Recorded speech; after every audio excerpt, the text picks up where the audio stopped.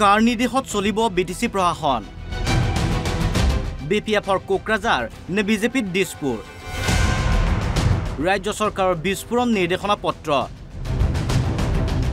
হাগ্ৰামাৰ ক্ষমতা কৰ্তন দিছপুৰৰ ৰাজ্যত দুই ৰাজনৈতিক মহাশক্তি বিজেপি আৰু ইউপিপিএলক ধুলিচ্ছাত কৰি বিটিচি দখল কৰিলে হাগ্ৰামাৰ বিপিএফে কিন্তু হাগ্ৰামা চৰকাৰ পূৰ্ণ পৰ্যায়ত গঠন হোৱাৰ আগতে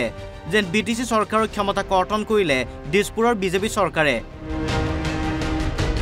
কিন্তু কেনেকৈ প্ৰথমে চাওক এই বিশেষ পত্ৰখন 2020 বিটিচি চুক্তি অনুসৰি ৰাজ্য চৰকাৰে বিটিচিক পূৰ্ণ কৰ্তৃত্ব প্ৰদান কৰিছিল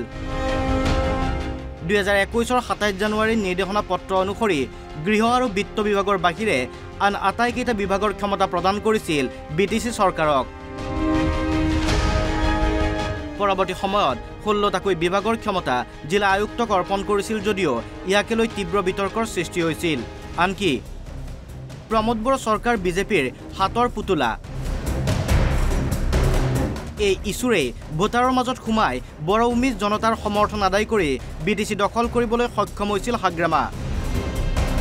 আনকি 5 অক্টোবৰৰ শপত গ্ৰহণ অনুষ্ঠানত অংশগ্ৰহণ কৰি হাগ্ৰামা চৰকাৰক সকলো প্ৰকাৰৰ সহায় কৰাৰ কথা ঘোষণা কৰিছিল মুখ্যমন্ত্ৰীয়ে বিটিচিৰ ভিতৰত ৰাজ্য চৰকাৰে এভিকশ্যন চলোৱাই হওক বা মাটিৰ পট্টা দিয়াই হওক এই দুইটাত আমি কাৰিকৰী সহযোগিতাক বাদ দি আমি আন কাম নকৰোঁ এই ক্ষেত্ৰত সিদ্ধান্ত বিটিচিয়ে ল'ব লাগিব ৰাজ্য চৰকাৰৰ ইয়াত কোনো ভূমিকা নাই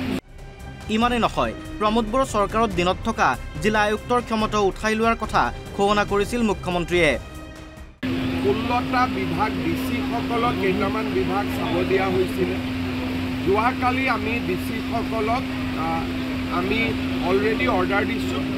যে এতিয়াৰ পৰা ডিচিসকলে বিটিচিৰ কাম কাজ নাচায় কিন্তু কোকৰাঝাৰৰ পৰা ঘূৰি আহিয়ে ওলোটা খৰ দিছপুৰৰ তাৰ যেন প্ৰমাণ এই নিৰ্দেশনা পত্ৰখন হাগ্ৰামাই শপত গ্ৰহণ কৰা 4 দিন পিছত 9 অক্টোবৰত ৰাজ্য চৰকাৰে জাৰি কৰে এই নিৰ্দেশনা পত্ৰ আৰু এই নিৰ্দেশনা অনুসৰি প্ৰত্যাহাৰ কৰা হৈছে 2021 27 জানুৱাৰীৰ নিৰ্দেশনা হাগ্ৰামাৰ বিটিচিৰ পৰিৱৰ্তে দিছপুৰৰ বিজেপি চৰকাৰৰ নিৰ্দেশত কাম কৰিব জিলা আয়ুক্তই